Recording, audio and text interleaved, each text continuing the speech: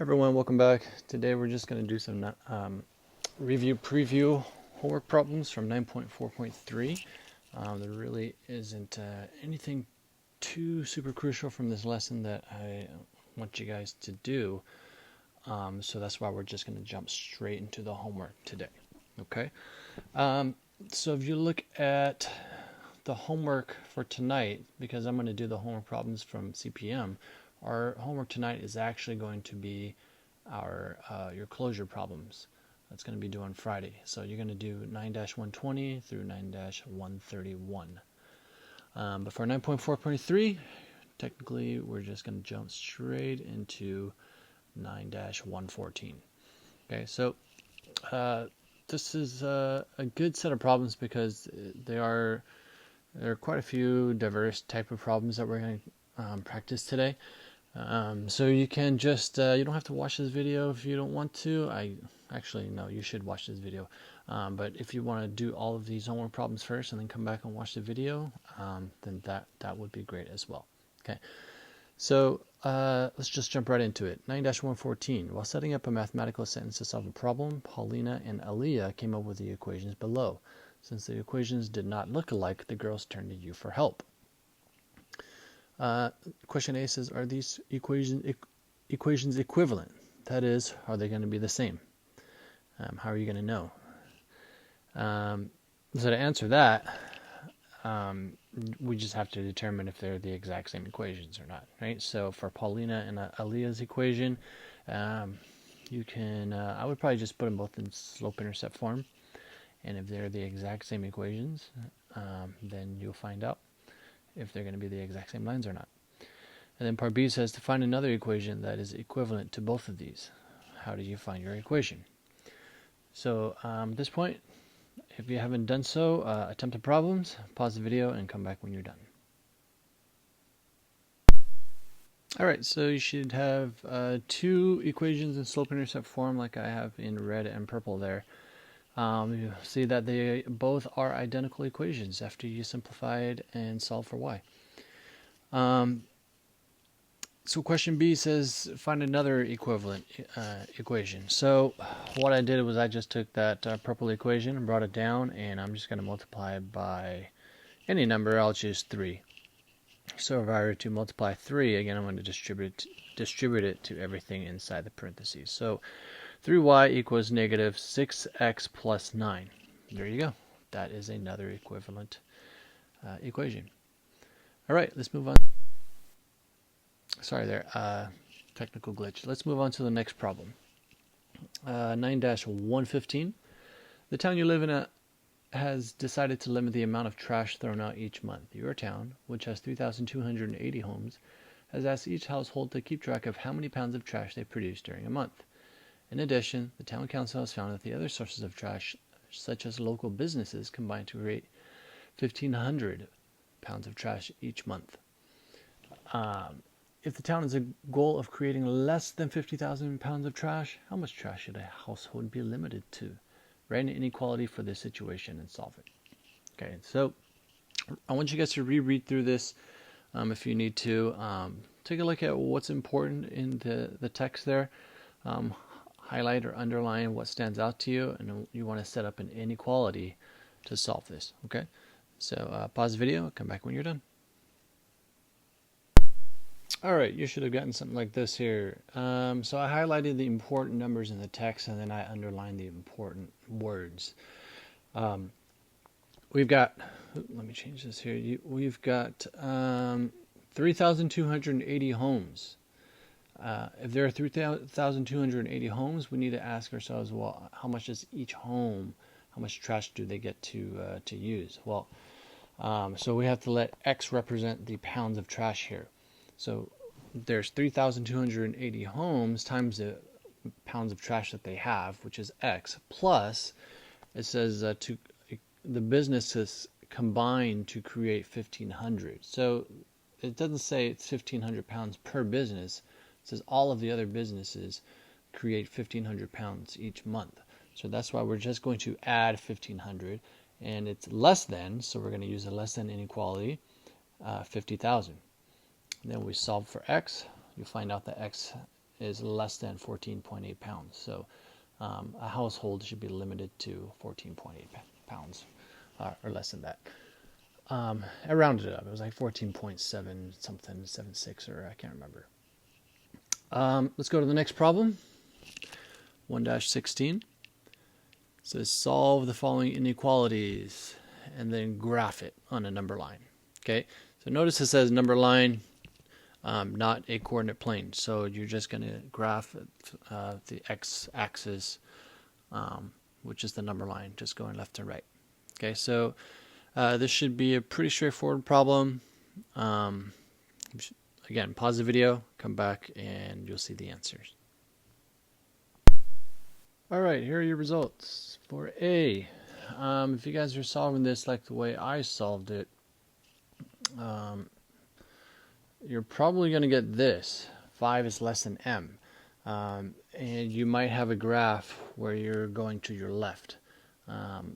It's very confusing when you write it like that, so I highly recommend that you rewrite it so that your variable is first.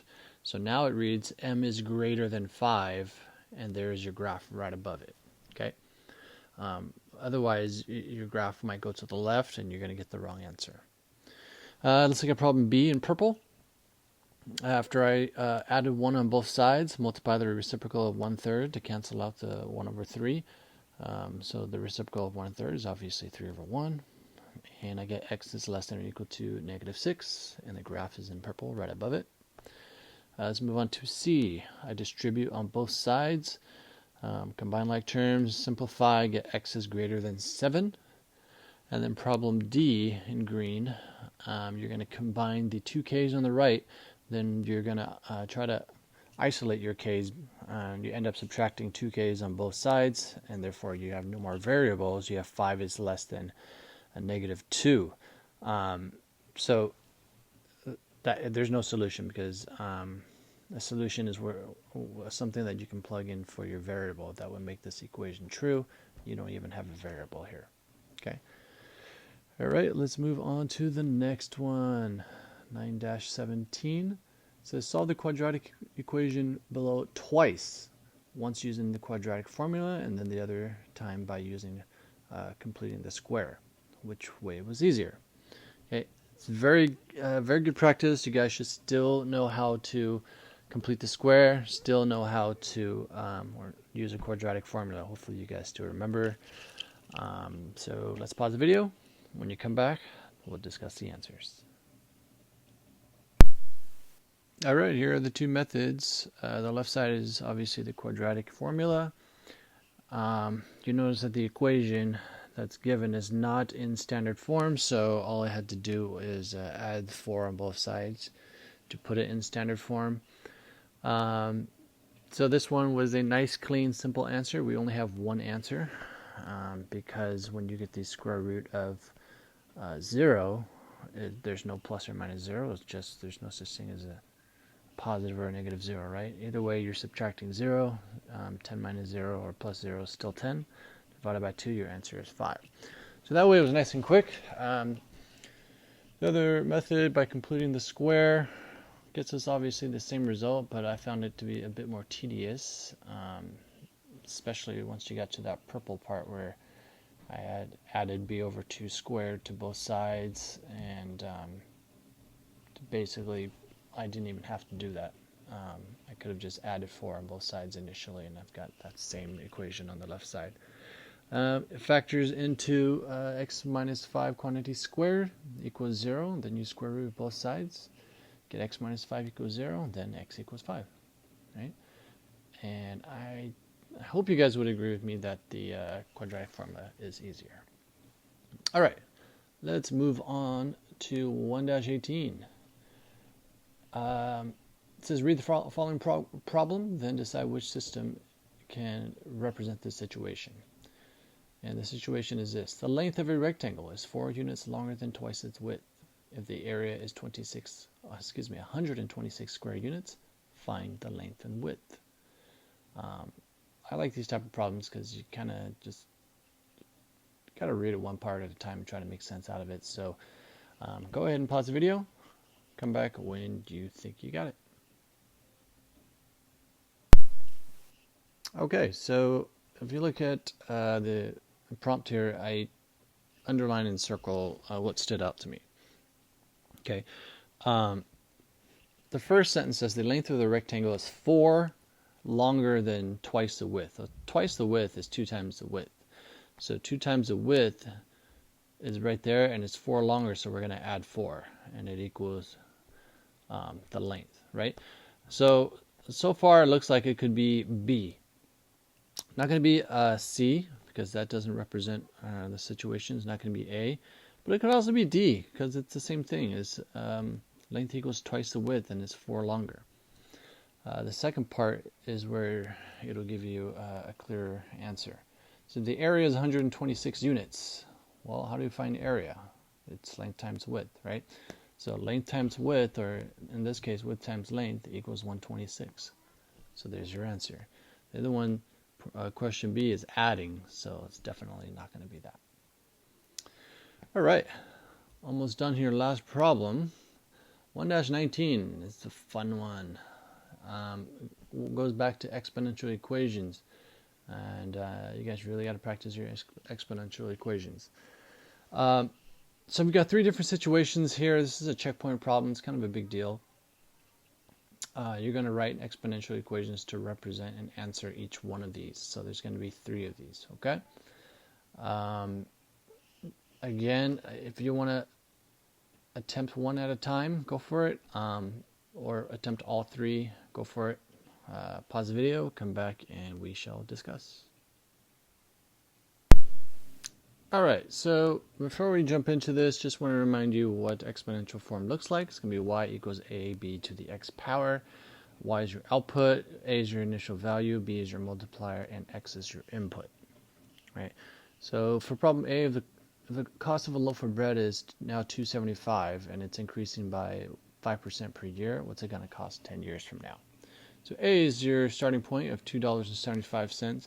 The only tricky part here, if you guys recall, that is your B value. It's 5%.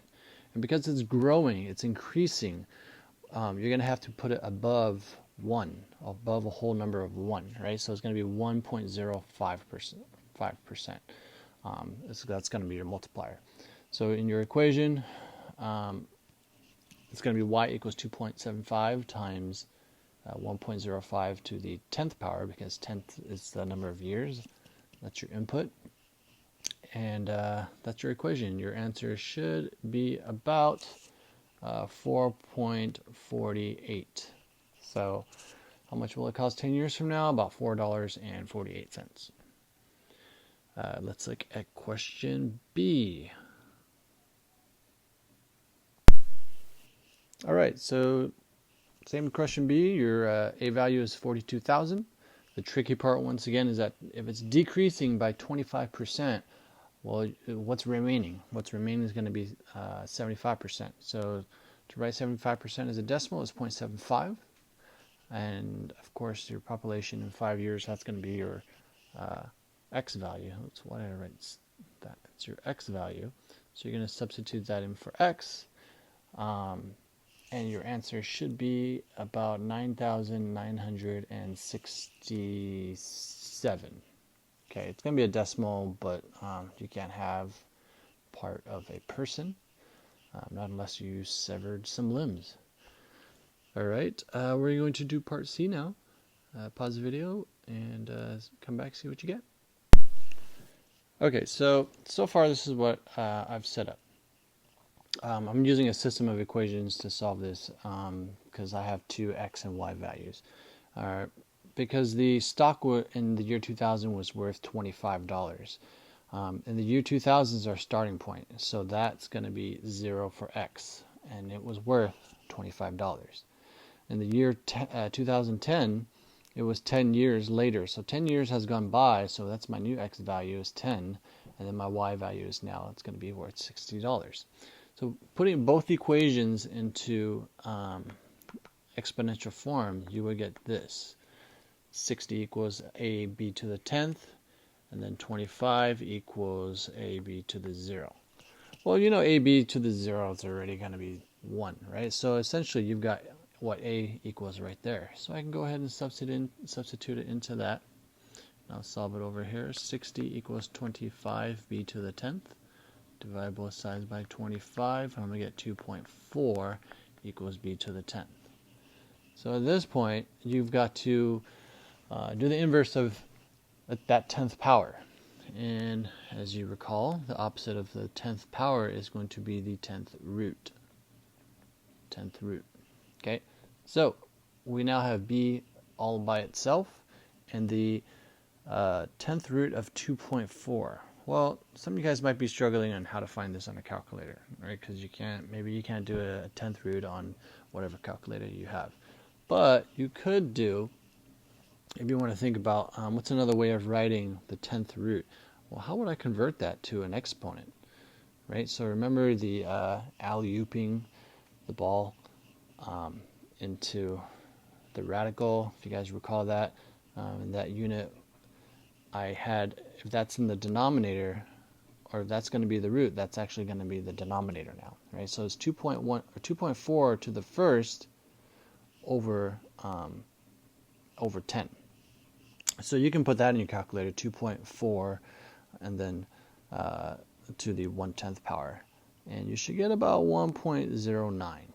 Okay, so the multiplier is 1.09, and the percent increase is going to be 9%. Okay, that wraps it up for today, guys. Hopefully those were very beneficial for you guys, and as always, if you guys have questions, let me know. Shoot me an email. I'll hop into our Google class meet. And it's been a while since I've seen most of you guys, so stop on by. Don't be shy. All right. Have a great day, and I will talk to you guys soon.